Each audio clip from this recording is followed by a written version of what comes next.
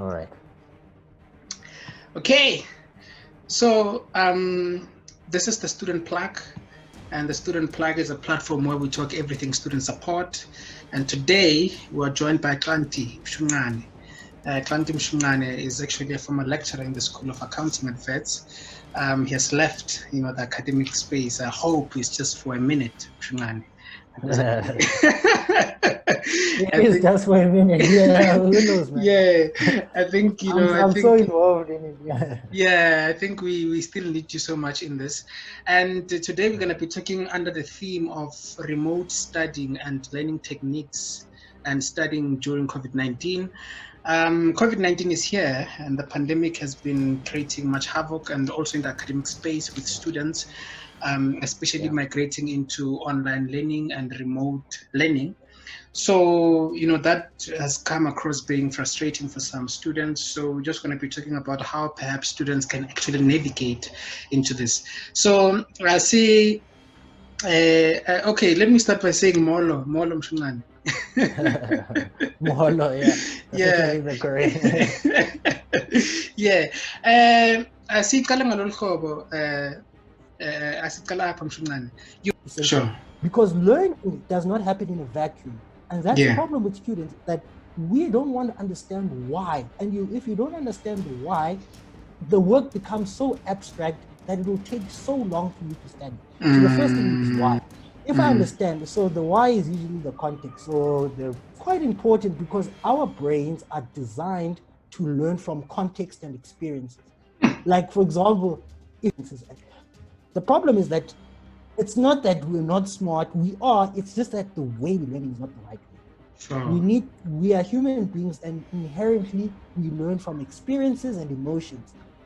So that's the issue. So in the classroom, always never leave without the why and the what. And the what essentially is that trigger.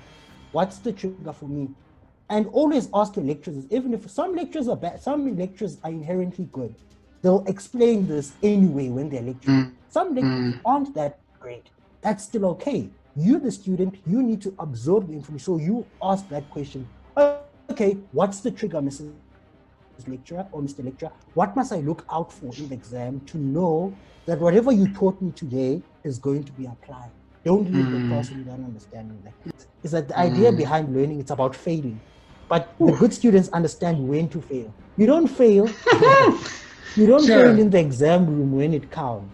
No, you fail in the tutorials or in the practice questions. So I used to be happy when I used to get 1 out of 20 in a practice question.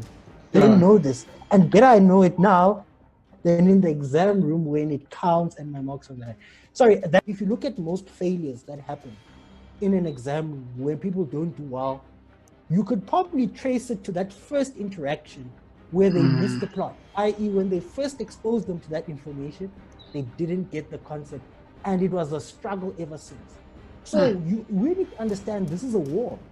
When you go to the exam, you're fighting for your future, you want to be successful, you want to leave the system in record time as quickly as possible.